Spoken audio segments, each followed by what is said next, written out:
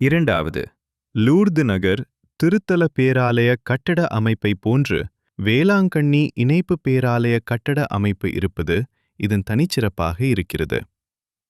புனித ஆரோக்கிய அன்னையின் பரிந்துரையை நாடி தமிழக மக்கள் மட்டுமன்றி உலக முழுவதிலிருந்தும் பல மொழிகள் பேசும் மக்கள் வந்து கொண்டிருப்பதால் அவர்களின் ஆன்மீக தேவையை பூர்த்தி செய்வதன் பொருட்டு இணைப்பு பேராலயம் கட்டப்பட்டது. இந்த இணைப்பு பேராலயம் திருத்தல பேராலயத்தின் பின்புறமாக பேராலயத்துடன் இணைந்த நிலையில் 160 அடி நீளமும் 55 அடி அகலமும் உடைய பேராலயம் கட்டப்பட்டது. இப்பேராலயம் 1974ஆம் ஆண்டு ஆகஸ்ட் மாதம் 28ஆம் தேதி தஞ்சாவூர் மறை மாவட்டத்தின் முதல் ஆயர் மேதகு ஆரோக்கியசாமி சுந்தரம் அவர்களால் புனிதம் செய்யப்பட்டது. இப்பேராலயத்தின் மேல்தளத்திலும் திருப்பீடம் எழுப்பப்பட்டு 1975ஆம் ஆண்டு ஆகஸ்ட் மாதம் 28ஆம் தேதி மேத ஆயர் அவர்களால் புனிதம் செய்து திறந்து வைக்கப்பட்டது.